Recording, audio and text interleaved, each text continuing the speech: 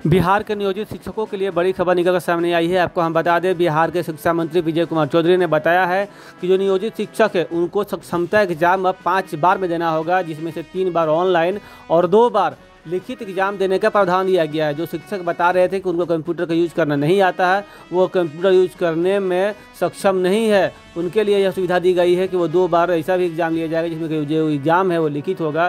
तो अब देखना होगा जो बिहार के नियोजित शिक्षक हैं इस आदेश का पालन करते हैं नहीं, या फिर जिस तरह उन्होंने विरोध किया था कि हम इस एग्ज़ाम का बाइकआउट करेंगे, हम यह एग्ज़ाम नहीं देंगे। 13 तारीख को पटना में जो शिक्षक है वो एकत्रित भी हुए थे। हालांकि आपको हम बता दें कि उनसे जब वार्ता करने की बात कही गई थी सम्राट चौधरी के द्वारा, उनसे कहा गया था कि 15 तारीख को इस पर फैसला लिया जाएगा, इस पर जो विचार है किया जाएगा। वहीं आपको हम बता दें जो कुछ शिक्षक थे उनके साफ तौर पर कहना था कि हमें कंप्यूटर का यूज करना नहीं आता है, जिस कारण से बिहार के शिक्षा मंत्री जो है विजय कुमार चौधरी ने बताया है कि 2 बार अब लिखित परीक्षा भी लिया जाएगा। तो अब देखना होगा इस आदेश का जो पालन किस तरह से बिहार के नियोजित शिक्षक करते हैं।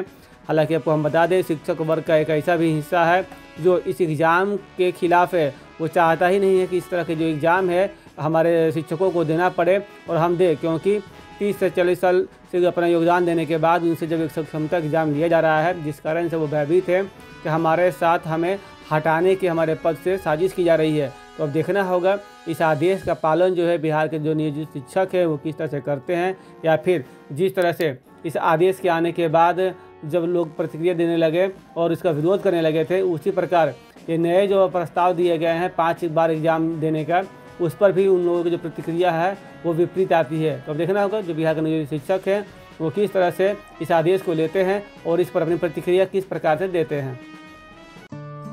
दीक्षांत एडुटेक लाया है दीक्षांत डिजिटल क्लास। दीक्षांत डिजिटल क्लास का उपयोग कर छात्र बना सकते हैं पढ़ाई को बेहद आसान और मजेदार। दीक्षांत डिजिटल क्लास को स्कूल में बैठकर देखना है तो पेन ड्राइव और स्मार्ट टीवी बनेगा सही माध्यम। चलिए अब ये भी जानते हैं कि दीक्षांत डिजिटल क्लास का फी स्ट्रक्चर क्या होगा।